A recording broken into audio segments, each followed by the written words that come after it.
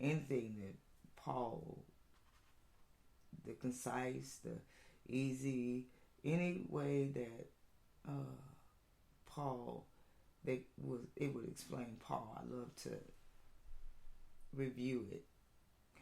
And Colossians 4, uh, they talked about Paul's instructions for prayer and speech. Colossians 4, 2 through 6.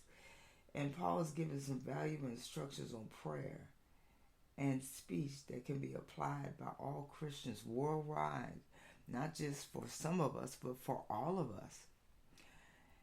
And I don't know about anybody else, but there are times when you can get a little, not frustrated, but there are times when prayer, you not that it's microwave, but a lot of times people they expect their prayers to be like right on time, right away. I need it like microwave. Just like we want our food nowadays. You can't get a good dinner anymore. You can't even, if you order out, you're scared to look and see what it look like anymore.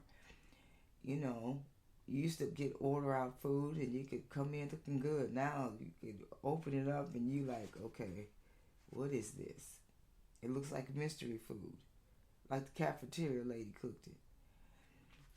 So with Paul, with prayer, we have to be, Paul is trying to explain to us, Paul is giving some valuable instructions on prayer and speech that can be applied by all Christians worldwide. There is so much to learn from Colossians 4, 2 through 6, that's discussing each verse in detail would be beneficial. So Colossians 4, 2, in this commentary, Colossians 4 through 2 in the New King James Version, I'm going to read it both in the King James and the New King James Version. But I'm reading it right now in the New King James Version. And it says, continue earnestly in prayer. And I'm reading the second verse, okay? Colossians 4, the second verse. And it says, continue earnestly in prayer, being vigilant in it with thanksgiving. And he said, continue earnestly in prayer, being vigilant in it with thanksgiving. Now I'm going to look at what it says in King James. King James says, continue in prayer and watch in the same with thanksgiving. So let's see. What did Paul ask the Colossians to pray for? Now, Colossians was a church, one of his churches. And at the time that Paul was saying this, Paul was in prison. In verse 2, Paul emphasizes three main points. Continue to pray earnestly, be vigilant in prayer, and with thanksgiving. Do you think about being thankful when you're in prayer, or do you just hurry up and get your prayer done? Excuse me. What obstacles to prayer do you find in your life? Earnest prayer should be the daily practice of every Christian. Prayer is a continuous process. It's not a thing that's done once and forgotten. Prayer should be a lifestyle of every Christian. I just want to say something before I go on in this.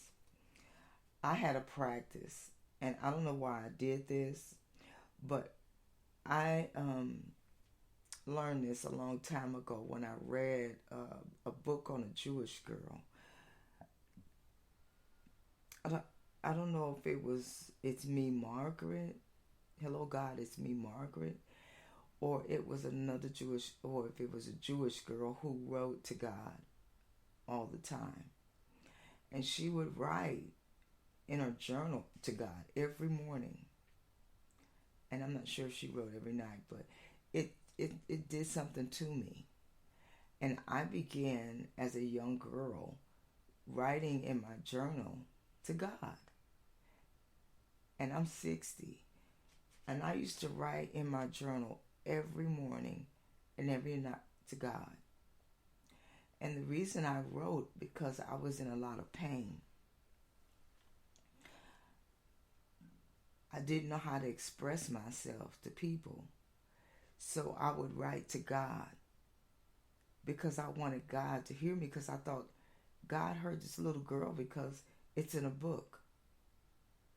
So it must have meant something if she was writing it and it's in a book. So I began to write to God every morning.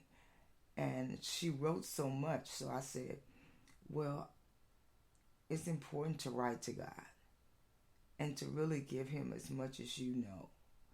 So I would write to God and talk to him about everything that was bothering me. So prayer, like he said, prayer is a continuous process. It's not a thing that's done once and forgotten. Prayer should be a lifestyle of every Christian. At the time, I was not a Christian. I would go to church, and then I hadn't got baptized yet. But I was a person that wanted to write to God because I thought God was important because of this little girl. So this little girl had an impact on me before I became a Christian. So it's amazing that somebody can have an impact on your life before you become a Christian. Isn't that something? So we can also note that Paul advised the Colossian church to be vigilant in prayer. Christians should not take prayer and the things said when praying lightly. Prayer must be done according to the Word of God and in faith. Thanksgiving is a huge part of prayer. And Christian life should be a life of gratitude. There is much to be thankful for, even on the Lord's Day. Who else can be an example of this than Paul? He has written this letter from the Roman custody and is in chains, yet he is thankful for his life. He's sitting in prison, writing to the Colossian church in chains. Somebody's delivering everything that he's writing while he's in chains, and he's encouraging them. So the lesson from Colossians 4:2 is we can learn 3 lessons from this passage. Every Christian should continue to pray earnestly daily. Being vigilant in prayer is of the utmost importance. Christians should pray with the attitude of thanksgiving. Is that hard? Of course it is. I don't even know how many times I have prayed. And I've been praying for one thing, I know, for at least 20 years. Believe it. And one thing that I prayed, it went over into heaven. But I believe that it was answered. But it was answered in a way that God thought best. It was a way that was best. And it went over into heaven. But it was best. And so that was in thanksgiving. I had to thank God for it because that was best. Was it painful? Of course it was. And I'll say that someone who fought cancer and fought it the best they knew how, and very young 20-year-old, and she fought cancer, and she fought it. She fought brain cancer. She fought it through her when she was 9. I think she got cancer when she was 8 or 9. And she fought it. It was neuroblastoma. And she fought her cancer. And we was at the hospital every step. She was in her 20s. And she fought it all the way through strokes, came out of comas, and what took her life was when she fell downstairs. Not the cancer. But I had to thank God because He did. He gave her 20 years, almost 30. So we had to give God thanks for those times that we had her. So there's some things you have to give God thanks for. They may not seem like they were prayers that to be grateful for and to be thankful for, but they are something to be thankful and grateful for. You know, she could have been gone at 9. So meanwhile, Colossians 4:3, and the verse says in New King James Version, meanwhile praying also for us that God would open to us a door for the word, to speak the mystery of Christ, for which I am also in chains. And this is Paul talking about himself. What does Colossians chapter 4 verse 3 mean? What was Paul's request to the believers in Colossians was? From the previous verse, we know that Paul gave a lot of emphasis on prayer and continuation to his prayer advice. Paul requests the Colossian church to pray for him and the disciples because he knows the power of prayer. He knows that prayer can change everything. Well, one, I just told you, she lived 20 years. She was supposed to die at 9. He gave that girl almost, 9, 10, 12, 13, 14. He gave her almost 15 years. So we know that prayer changes things. And he knows that prayer can change everything and move mountains. Paul is especially requesting them to pray for one, God to open doors for his word to be preached. For God to open doors for his word to be preached. 2, to be able to speak the mystery of Christ, which is 1 Colossians 1, 25 through 27. Let's go to Colossians 1. Let's go to Colossians 1. What does Colossians 1, 25,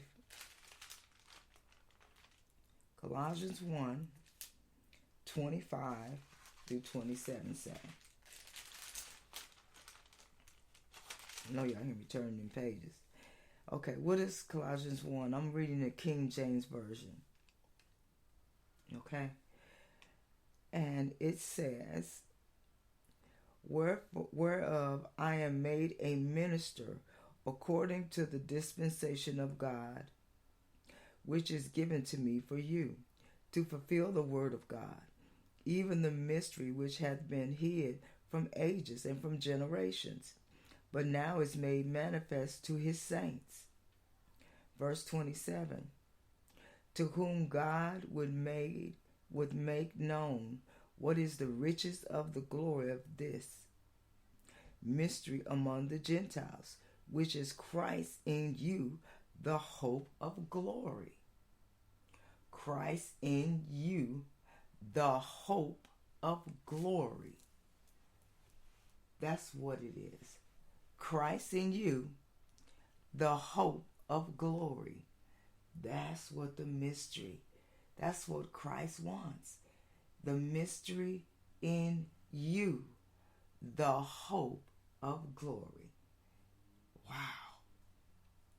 So in continuation to verse 3, Paul says in Colossians 4:4, what does the New King James Version say? That I may make it manifest as I ought to speak. Paul requests the Colossian church to pray that he can make the mystery of Christ clear and evident to the people he is sharing it with. To make it evident. So what does the King James Version say? Let's look at the 4th verse. He says that I may make manifest as I ought to speak. So we have to make it evident. Let's make it evident. So that he's making it evident and to the people he is sharing it with. To make it evident to the people he's sharing it with. Paul dedicated his whole life to Christ and to sharing the mystery of Christ. He wants every believer to be focused on sharing the gospel regardless of the consequences in this world.